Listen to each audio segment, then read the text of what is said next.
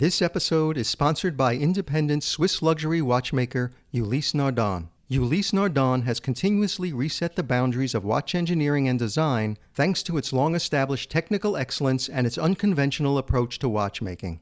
To find out more, visit ulysse-nardin.com. That's ULYSSE-NARDIN.com. Ulysse Nardin.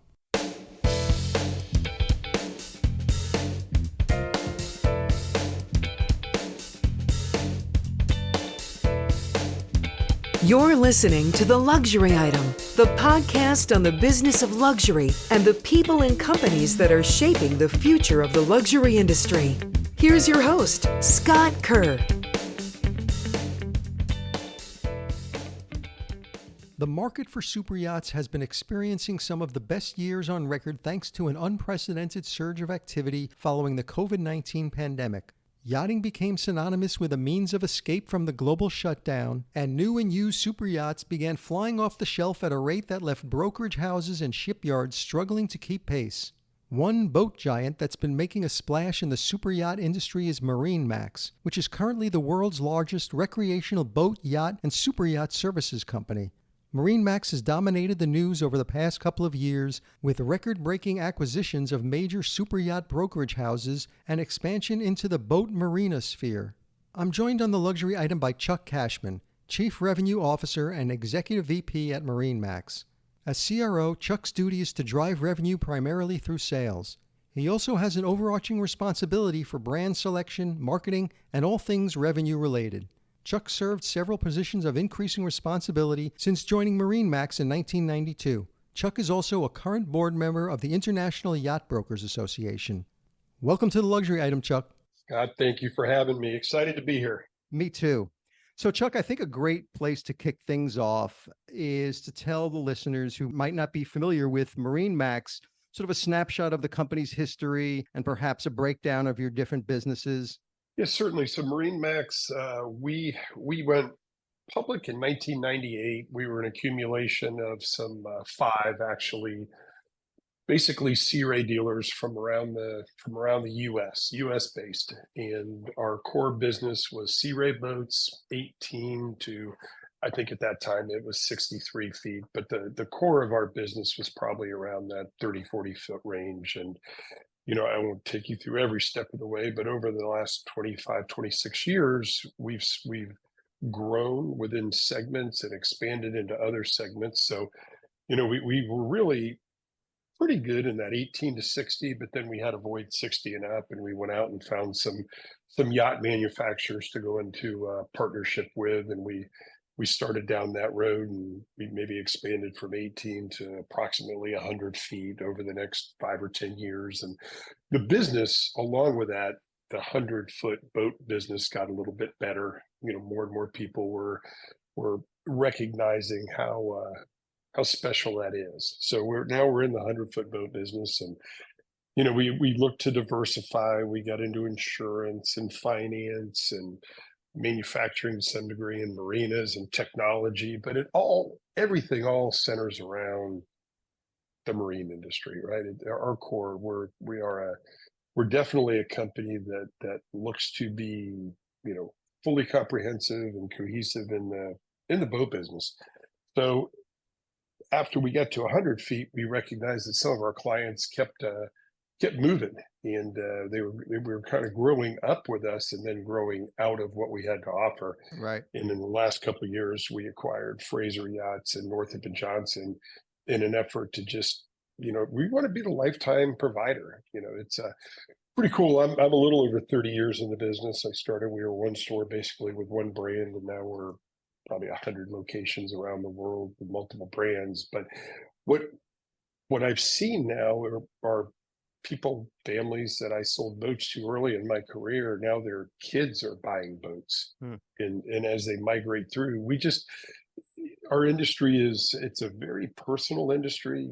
We don't have a million clients, we maybe sell 8,000-9,000 boats a year.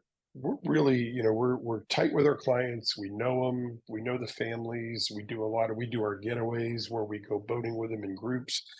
And when you lose one, it's a little more impactful than maybe Yeah. some other industries. So, we got into the super yacht side, so that honestly now, from basically the smallest boat in the world to the biggest boat in the world, if you choose to do business with us, we can provide that service. And we work hard to earn the right, and we don't assume we're going to get it, but it's been very nice for us. Yeah, and it seems like the tide is high for MarineMax these days. You recently announced a strong fiscal third quarter results, setting record revenue for the company. What were some of the highlights that contributed to that growth? The last couple of years, I'll go back a little bit, right, to pre-COVID. We were on a great run. We were kind of setting record after record, but in a growth company, that's what you want to do, right? You Right. don't want to go backwards. Business was what I would say reasonably good. And then COVID came, and there was this period, maybe 60, 90 days of uncertainty, tremendous uncertainty. And then the marine industry exploded. It just was, you really couldn't travel anymore. You certainly couldn't do the luxury trips to Europe and the Italian villas and all the things. So all these people that had the capability and the desire to go do something special didn't know where to do it. In a boat, we were on record at the time as saying, look, if you've got to go, you got to go isolate somewhere, quarantine, what better place to do it than on a boat? Mhm. And our business it just skyrocketed. So we had two just absolutely amazing years. The whole industry did. It was probably the tailwind of the century. You never say never, but I don't know that it'll be duplicated. So beating those days, as the world gets back to normal and travel picks up and you see all the luxury travel, all those companies are doing just amazingly well. Beating that was a little bit of a challenge. Yeah. We have more headwinds today than we had last or 2 years ago. But what really did reset was our customers' passion for boating. And if I had to say, how did you do it? That's how we did it. Our clients are amazingly resilient to the economic strains that are out there. Interest rates are certainly higher today than they were a year ago, but yet the passion for boating remains. And it was awesome to see, because I'm a boater. I'm also a boater. I love boating. I know what it does for my family and my friends. I know what it does for me. You're always surrounded by the people you love. It's just an awesome way to spend some time. But kids soccer, kids baseball, travel, things get in the way. Right. And you Like, turn around and you're doing everything but boating. COVID kind of recalibrated that and reset it back to there's a lot of people out on the water. So honestly, when I look at it, we did a lot of things right in our business, there's no question. But without the customer's appetite to go boating, uh, we would all those things kind of go by the wayside. do you think So that momentum has been carrying into, the middle of this year, towards the end of this year? look, it is no question. It's tougher today than it was a year ago. However, it is still very, very good. We're doing well. It's not as easy as it was, and to be fair, it was pretty easy there for a little while. We had new people coming into the industry, and as a veteran, I was trying to say, look, it's not like this all the time. But and you see it in other industries too. Where things were just demand was a little higher than normal. But the demand remains, right? People do want to go boating, and they do see the value in it, and it is a good place I've always said it's a magnet for the family. That just you say let's go boating, and generally everybody wants to go do it. So yeah, it remains. It remains. I believe the industry data will tell you that it's contracting a little bit. Nothing to really get nervous about, but it is. And of course, some of the federal policies in the US are trying to bring it down a little bit, right? The economy was overheated. They're trying to bring it back down, but there is plenty of business for us to continue to grow. We have to be a little bit better than the competitor down the street, which that's on us. We'll do it. I'm not afraid of that. But the demand, there's plenty of business out there to have another, really, I think another couple of good years And MarineMax seems to have been on quite a buying spree in the last few years, making some record-breaking acquisitions and a major global expansion into the super yacht sphere. As you said before, you acquired Fraser and Northrop and Johnson, two of the biggest super yacht brokerages in the world, to make your company the dominant leader in the super yacht services business. So aside from having the biggest, what is the bigger strategic opportunity for MarineMax around these acquisitions? It's a great question, and I'll start by saying it was never to be the biggest. Funny enough, it's we are the biggest, but it was never the goal. We want to be the best, and I want to be able to provide. If there's appreciable needs, if there are measurable needs in a segment in our industry, we want to be able to serve it, and we were completely underserving the super yacht side. So now we serve it, and now we have like you said, if you add the two of them together, hands down, we're the biggest. But I could tell you, we could go months without anybody internally ever saying we're the biggest. It's always about how do you improve, how do you become better. And the Fraser and the J story was, we did want to go into that space. We identified Fraser as they were the one that we wanted to go after. We didn't have a plan B. That was the one we wanted, and we acquired it. We were thankful we did, and which brought Northrop and Johnson to knock on our door. And I've said the story a couple times. We weren't looking for another one. We were trying to understand what we had just acquired. We knew we liked Fraser. We had done our research, and N&J, we just fell in love with the people. They've got some dynamic leadership. They've got a really good management team. It was almost like, call us in a year and we'll be ready to expand, because we were still getting our arms around Fraser. But N&J, we really did just fall in love with the people. And it was, our acquisition strategy. If the people aren't culturally a fit, then there's no sense going to the next step. There is no business that I can see that you'd ever want to get into if somebody's just going to hand you the keys and say, you go run it, we're done. Right. I mean, that's not our style, right? We generally don't buy broken businesses, and we very rarely buy businesses where people are just looking to totally get out. We could be part of the succession strategy, meaning, listen, I want to take some chips off the table and I want to work my way into retirement. That's all fine. But we like that principal group to be there to help us through the transition. So, when we got the two companies, we really are the dominant player in the industry. Now it's about filling in the edges around it. So after that came IGY, which was biggest acquisition we've ever done in the marina space.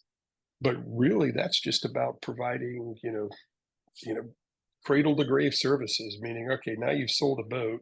Hopefully we financed it. Hopefully we provided insurance. With Fraser and N&J, we can give them crew placement, yacht management, charter management, do the whole thing.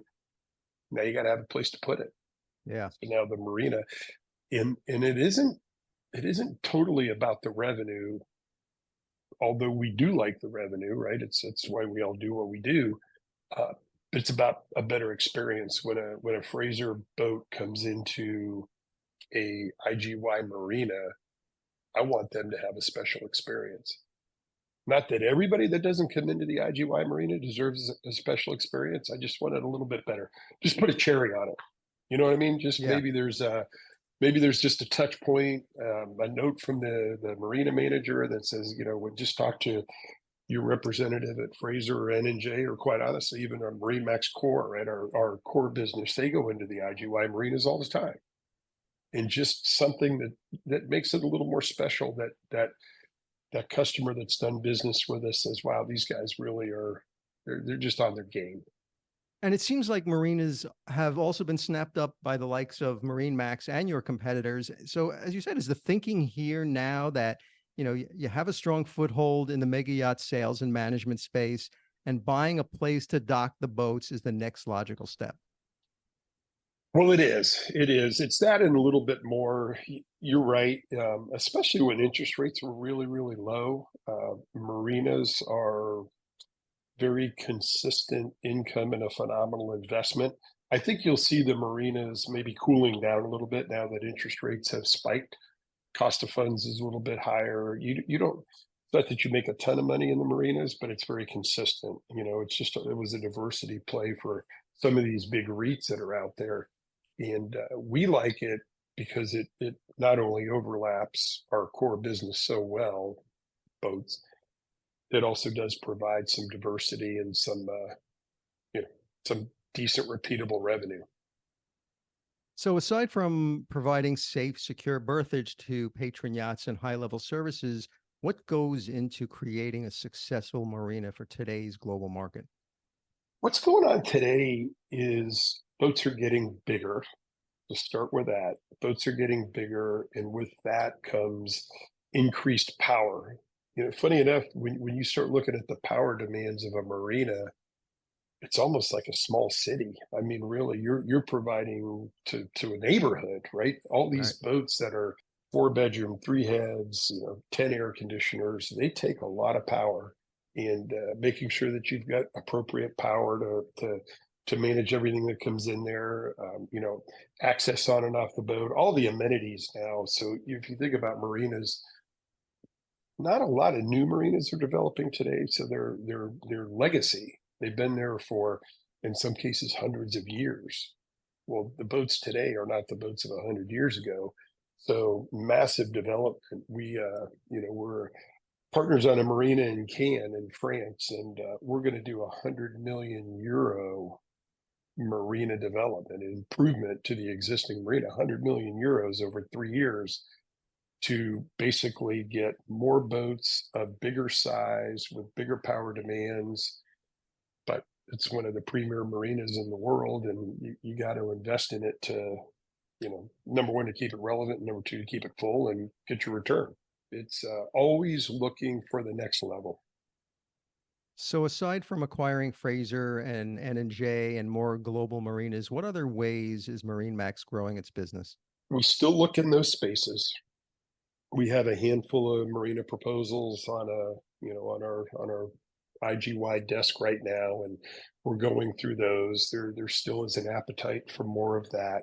Um, we've really cooled down on the super yacht service provider because I really think we have best in class between the two combined, and there's plenty of synergy there.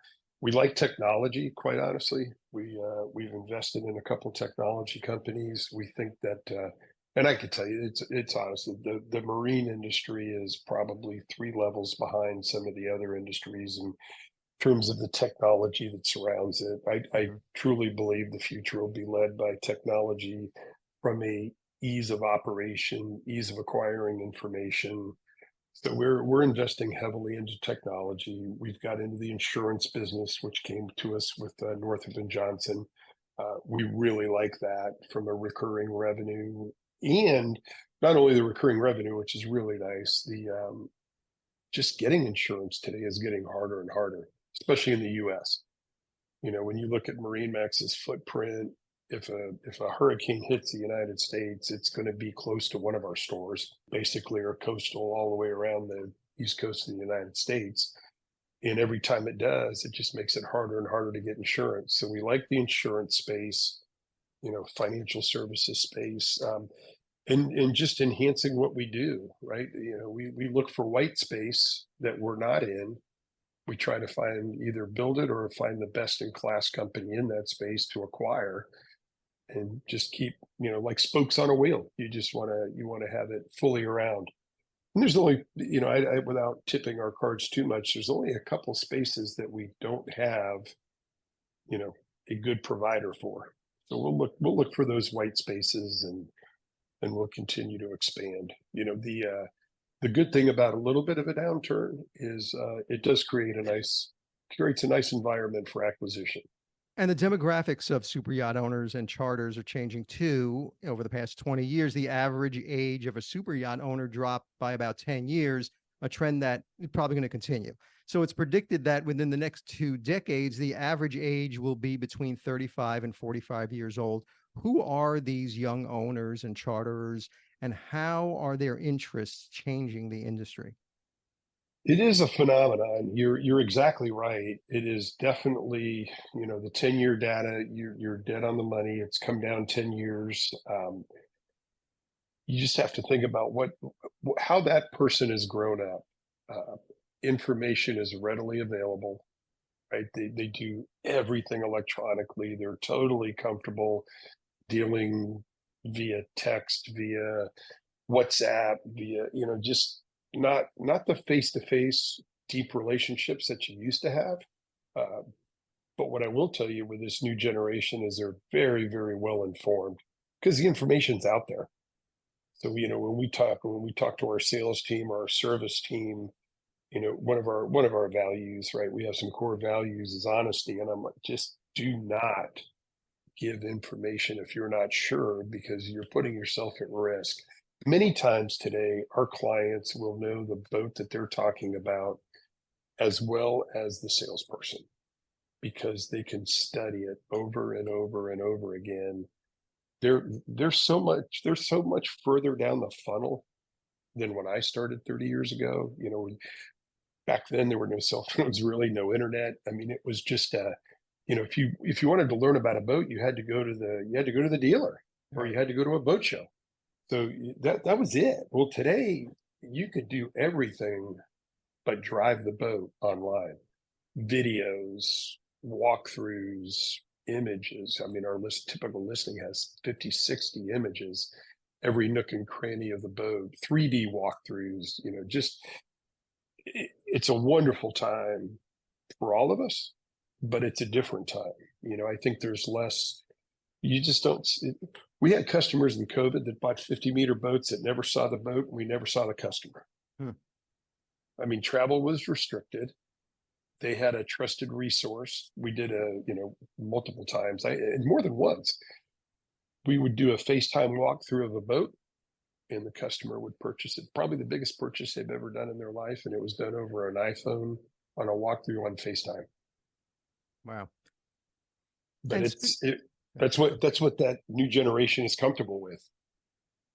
Yeah, and speaking of the new generation, with growing awareness of the effects of diesel-powered yachts on the oceans, pressure is on the industry to provide alternative solutions. Is generating more and more, eco yachts hitting the seas. Are these younger owners and charterers showing more interest in yachts that use green technology? So yes, I'll give you the short answer is yes, although it isn't as passionate as I thought it would be.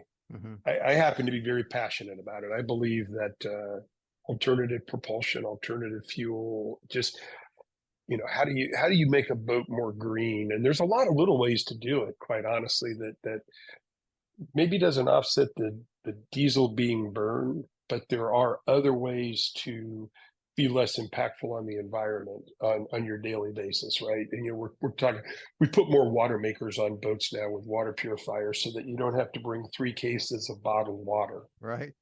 Little things like that, right? Where you're not just generating, garbage bag after garbage bag of trash and plastic bottles. Put a water maker on the boat and you're drinking pure water.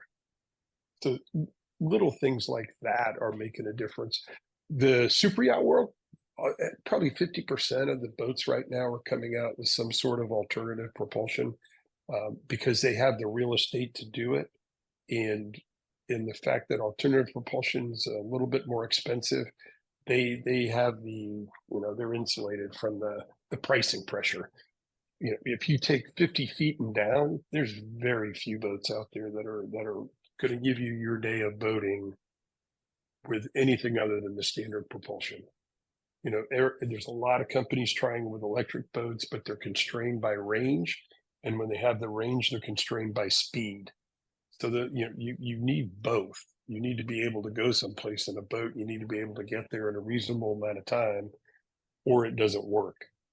So I'm excited for the prospects that it's coming, but I think we're way behind the car industry.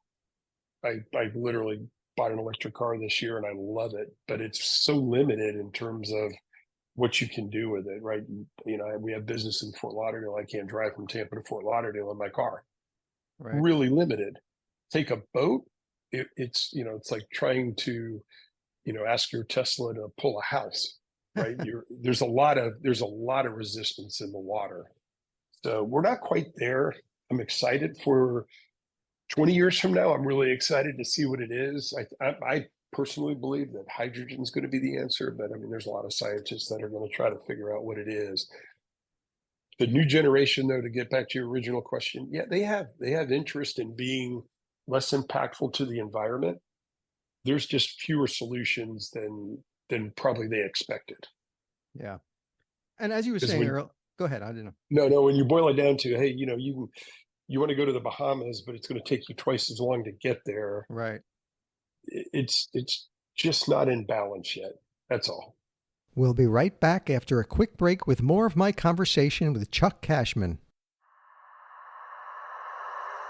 A pioneer in innovative technologies and the use of high-tech materials such as silicium, Ulysse Nardin is one of the few integrated watch manufacturers with the expertise to produce its own high-precision components and movements.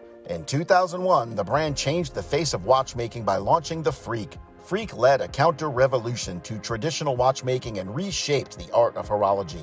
Today, Ulysse Nardin remains devoted to its quest for watchmaking perfection through 4 collections: Freak, Blast, Diver, and Marine. We're back with more from Chuck Cashman. As you were saying earlier, everything is pointing to super yachts getting bigger and bigger. At the beginning of this year, the top 25 largest yachts in the world now total a combined 11,849 feet, with the smallest yacht on the list measuring a whopping 417 feet. I get the super yachts offer a kind of privacy that is, nearly impossible to come by on land. But what is the reason behind the supersizing trend? Without sounding disrespectful or trite, it's probably Right. ego. Quite Yeah. honestly, it's they're realizing their capabilities. They've many of these, they're titans in their industry. They don't know limits. They don't know boundaries. It's totally emotional. Um, quite honestly, I just believe they've had aspirations and now they're achieving it, which I think is a wonderful emotion, by the way. I Of think that, course. you have goals and you want to acquire, you want to build something, and you think about building one of those boats, you're keeping hundreds and hundreds of people employed for years. They super yacht owners are taking a little bit of heat right now, but if you think of the ecosystem that building one of those yachts and keeping one of those yachts on the water provides, hundreds, if not thousands of families are benefiting from it. And it's good, honest work, right? Boat building, ship building, the world was founded on that, right? They've been building ships in the world for thousands of years.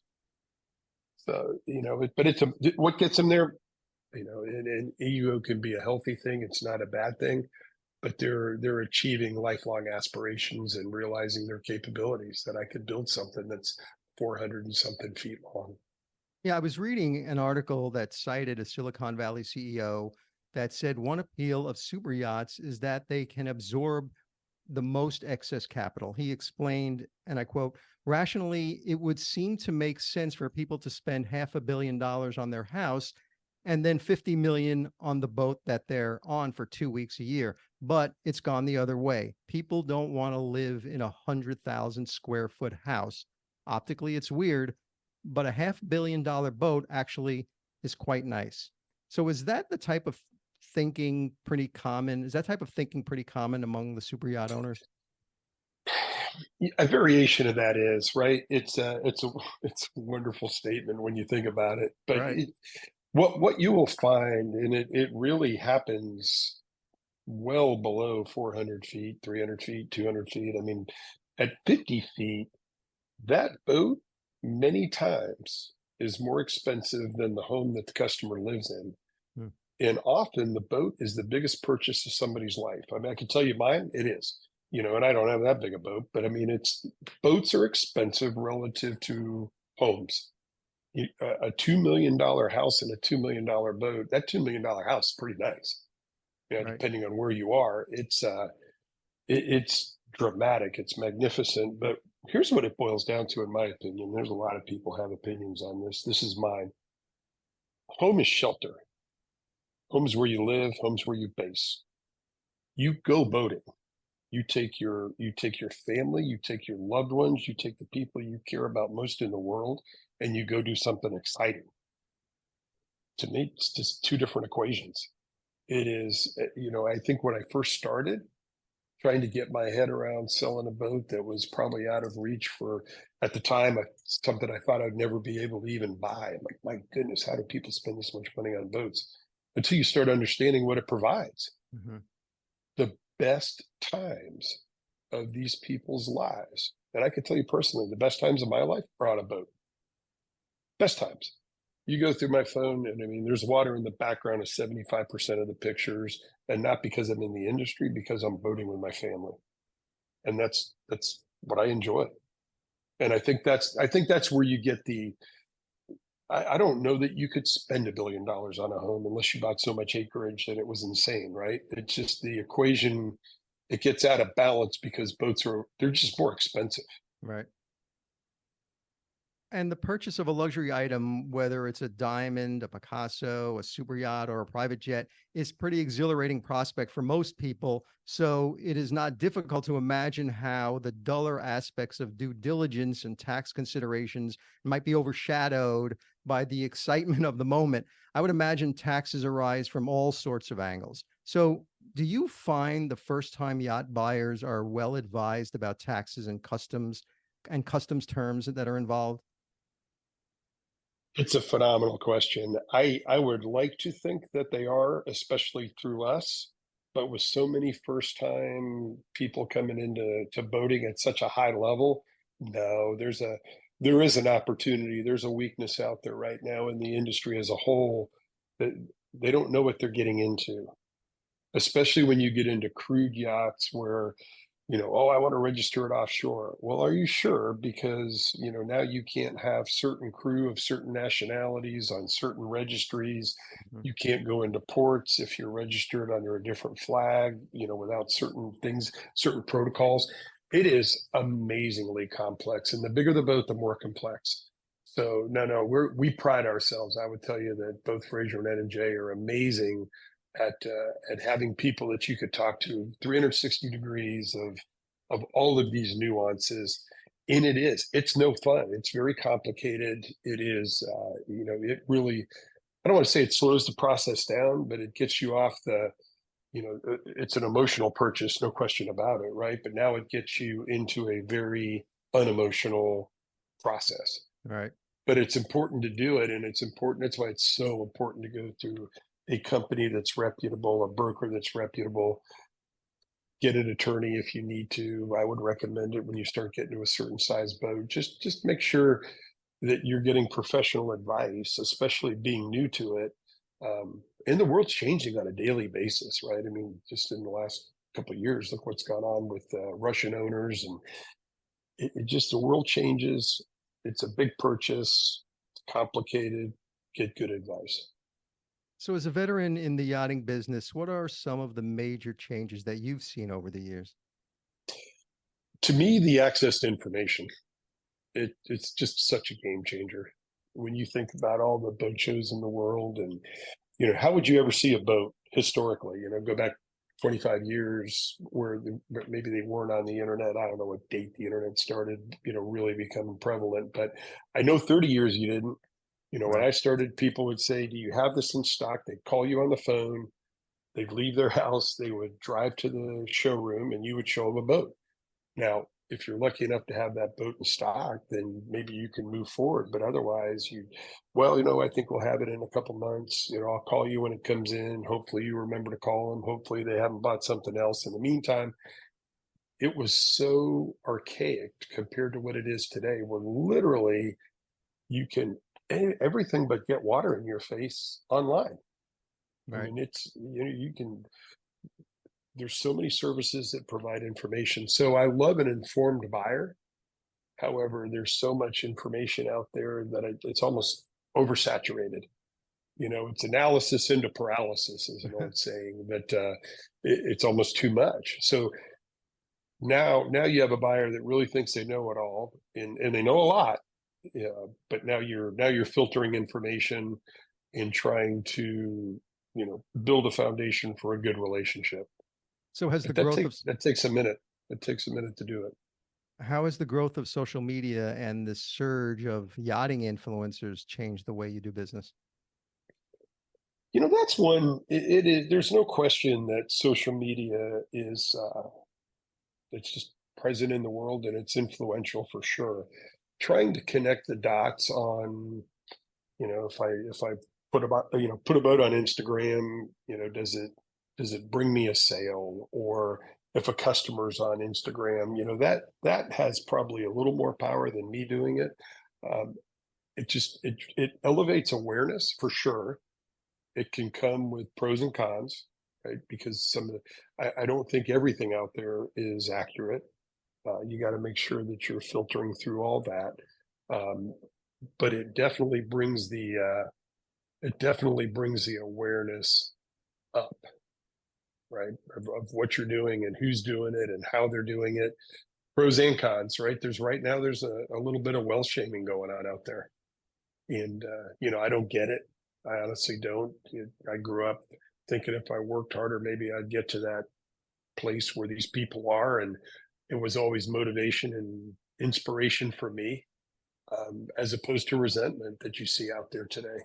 It's really just an interesting time. As yachts have grown more capacious and the limits on passengers have not, more and more space on board has been devoted to staff, toys, and tenders. I've read about IMAX theaters on board, hospitals, testing equipment, ski rooms. Guests can suit up for a helicopter trip to a mountaintop. What are some of the more standout perks that you've come across on the newer super yachts? How about a hair salon? How about a 3-seat hair salon? And certainly massage tables. I've seen discos. And when I say a disco, it was you could put 30 people down in there. Those are the extreme ones. What you'll see over and over again is better integration to the water. They're building marinas behind the boats now with some of the inflatable docks, and they're building a pool in the ocean behind the boat with a net, because some people don't like, they get nervous about the sea life, and they want to know that they can jump in the water, but they don't have to worry about something nibbling on their toes. You get to this level, and it's limitless. I remember the first time I think I ran across a boat that had a little pool in it. I'm like, wow, that's amazing. Well, now they have multiple pools. They have on deck masters with a pool up on a private deck, and then they have a pool down below that's salt water, and they have a pool on the bow that's freshwater. I mean, it's whatever you can dream, just about, you can do. I've seen underwater observatories where they have lights that shine out of the bottom of the boat, and it literally was a glass bottom to the boat. Big yacht. So you wouldn't anchor, but you'd hold over a reef at night, and they'd shine these lights down and you're in a glass bottom boat with a little theater around it. It just had to be. I never saw it in that. I saw it, but never over a reef. It had to be amazing. There's a lot of creativity if you can remove all of the limits. So American owners make up the majority of the superyacht market, right? They do. The number moves, and I don't know that there's a true, audited, but I would tell you, if you took it into 3 tranches, they're firmly in the middle tranche. It's 40 to 50%. The number moves around a little bit, but yeah, I mean, look, America is phenomenal for yachting. And if you think about it, right, it was people that boated here founded the country. I mean, there's a big legacy, big maritime legacy, if you really think about history, that boats have played a part in. Are most of the American owners of these super yachts, are most of them tech titans? No, but I mean, it's hard to ignore the wealth that has been generated out of tech when you get to the stratosphere, when you get to the very highest level of that segment. Yeah, there's a lot of them are from tech. But there's all kinds. I mean, it really is amazing. You see some generational wealth. You see some good, what I call good, wholesome, hardworking American stories that people started from nothing, and now they're buying a lot of real estate, a lot of developers, hedge funds. There's there's all kinds of walks of life. After years of fueling growth at luxury brands, the aspirational consumer segment group, which typically opts for entry-level luxury goods, are pulling back on big purchases due to inflation and interest rate fears. However, the inflation-resilient uber-rich continue to drive growth, and we're seeing luxury brands focusing on putting out elevated offers and experiences that cater to those specific tastes. Are you seeing the same thing in the super yacht space where the entry level buyer is under more pressure and reconsidering that yacht purchase while the demand remains hot for the higher priced $2 million plus boats? Yes. Yeah. I mean, yes, it is. We're doing everything we can to combat that. Well, part of that, look, I don't want anybody that's under $2 million to feel pressured. We have some resources at our disposal to, we don't want to take our eye off that buyer, because ultimately that buyer migrates. Not everyone, not a one-to-one basis, but I believe that if we can get 100 people out there boating, one or two of them will trickle up through the ranks and get into some yachts someday. Nobody necessarily starts out at 30, 40 meters. We're working hard on that, but it's real right now. The interest rates are they'll affect you. Our wealthy customers, if you think about a wealthy customer, go back 3 years, 2 years, where say a good boat loan or the mortgage rates, which is something that's more measurable, it was around 3%. They weren't getting a dime on their savings. They could have $10 million in the bank, but they weren't getting a dime on it. So you're paying 3%. Well, today the rates are 8%, which is a miserable rate. Yeah. But somebody with a $10 million is earning 5%, just putting it in a CD. So it's still that 3% yield. So that's why they're more resilient. A payment buyer, you don't want to categorize them, but somebody that's going to finance the boat that doesn't have the offsetting cash in the bank, their rate is 8% because they're not earning 5% on anything. So, people are, just wealth is more resilient, and, it's a good thing and a bad thing. I wish there was a better way for people to experience boating without the impact right now. To me, the government definitely is trying to slow it down, and they are a little bit, but they're not hitting the people that they really wanted to touch. I don't want to shift the focus and go after the wealthy, but there's got to be a better way to do it, because you're really impacting the people that need the help the most. And you're not really impacting the people that in my opinion, they're trying to focus on a little bit. So what role do boat shows play in driving sales compared to your own event-based marketing and experiences? Yeah, in your previous question, I don't think I circled back on events and experiences. That's huge. Yeah. It is huge, right?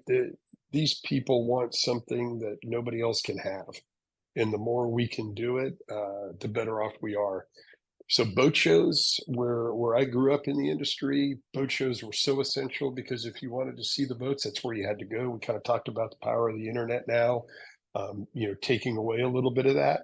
Boat shows are under tremendous pressure right now. I love boat shows. I'm getting ready to go to the Monaco show here in a couple of days. I love boat shows. I love seeing our team. I love seeing the boats. I love seeing our customers. They're phenomenal. I don't need it. I don't need them to sell boats.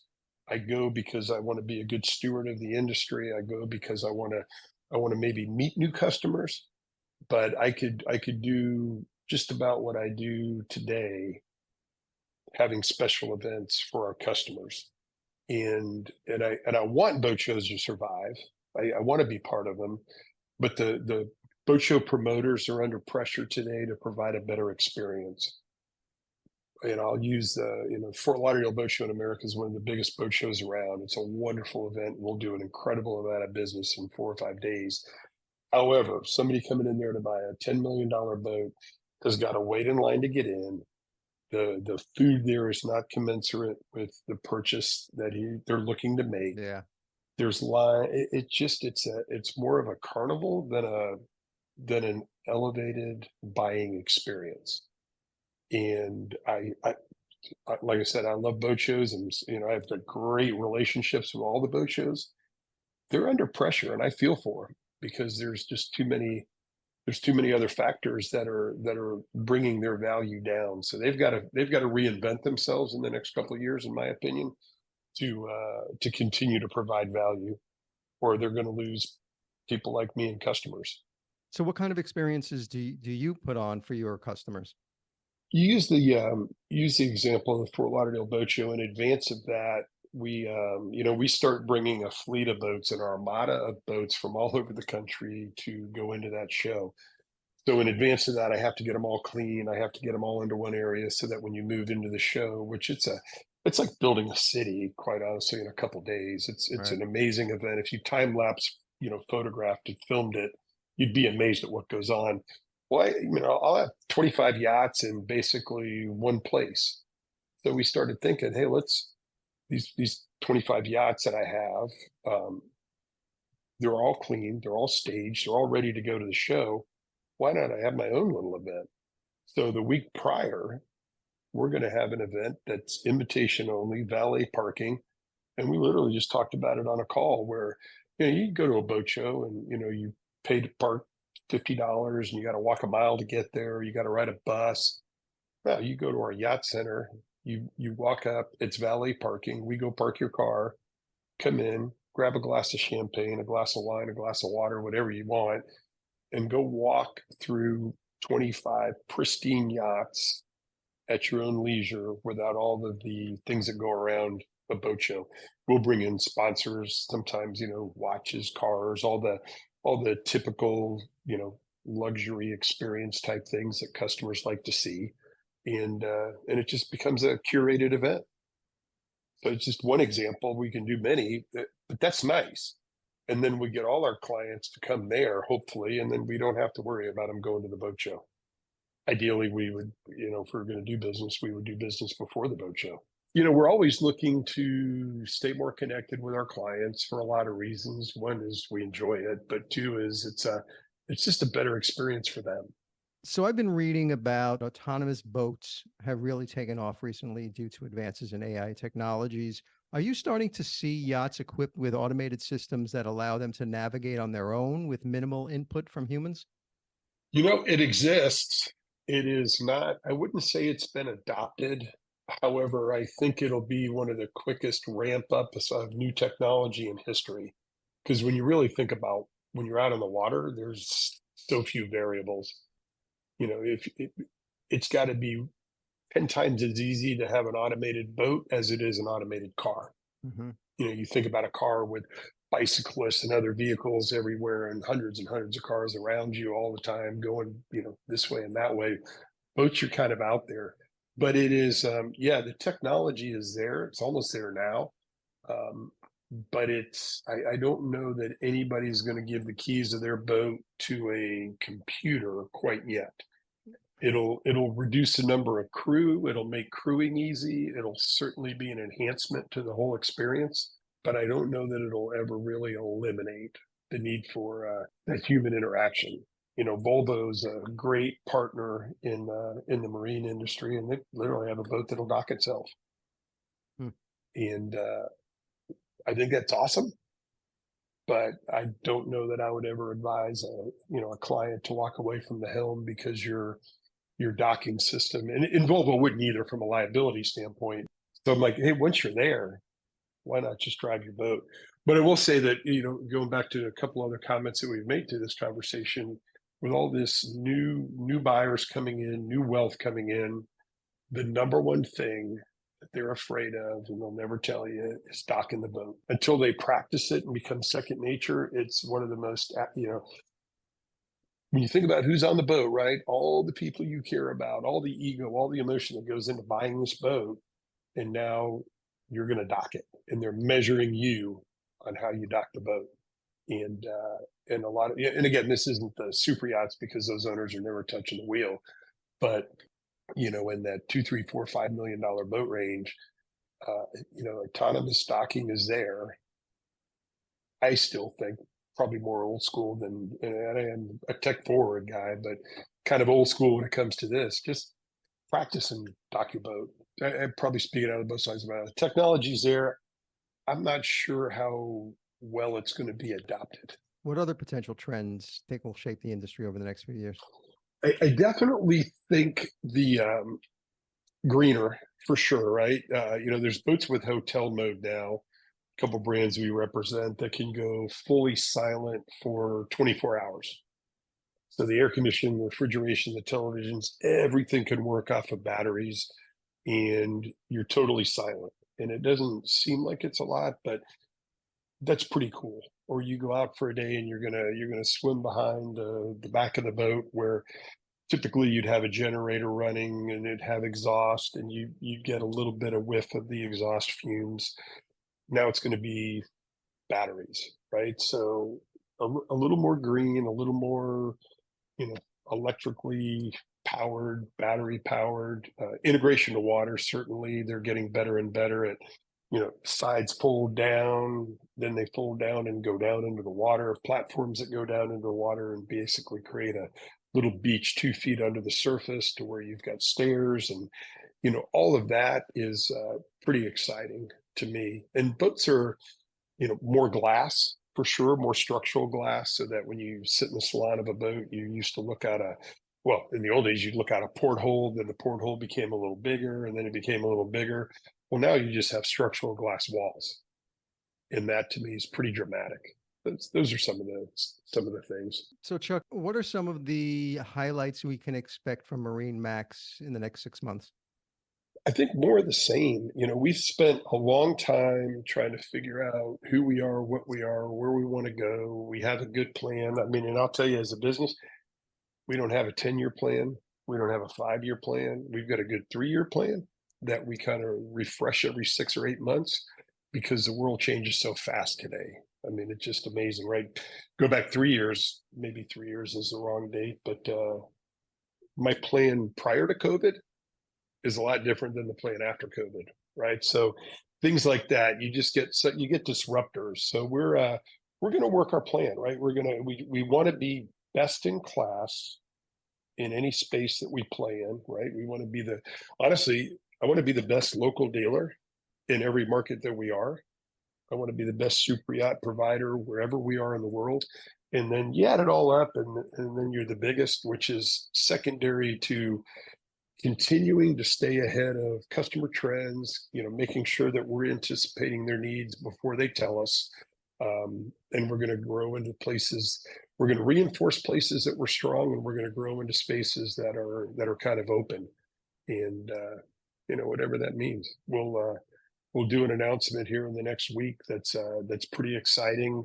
I'll tease it up a little bit, but it's pretty exciting. We'll have an announcement over the Monaco Boat Show that kind of reinforces what I'm talking about. Just get stronger in the areas that we currently exist, and continue to look for those white space opportunities. So my final question, Chuck, is the luxury item question, which I ask all my guests. So if you were stranded on a deserted island and you can only have one single luxury item with you, what would that luxury item be? It can't be any form of water transportation. So you have to eliminate your whole fleet. It cannot, nobody in that fleet can pick you up. So that's out of the equation. And you can't have an airplane or any kind of, air transportation pick you up, or anything that requires mobile service. So you can call somebody to take you off that island. It's just you, lots of sand, lots of palm trees, lots of ocean. What would that one single luxury item you would like to have with you? Well, first of all, it sounds like paradise, right? It's, I mean, half our owners are trying to get to a place like that. So probably to many of your listeners, it's not going to be a luxury item, but one of my most treasured possessions is I've got a stainless steel Rolex Yachtmaster, and it was aspirational to me for so many years, and I've had it now 20 plus years, and it is, to me, that would be it. That, it's I'd want to know the time. Yep. Yeah. I think people, whatever the luxury good is, there's, everybody's got their touch point that somewhere along your life you see something. And I remember this, seeing it, and it became a goal, an aspiration. And there's so many watches that are so far beyond this but this one just resonates with me. And, of all my possessions, that'd be one that I'd want to have with me. Chuck Cashman, Chief Revenue Officer of MarineMax, thank you so much for joining me on the luxury item. It was a pleasure, Scott. Thanks for having me, truly.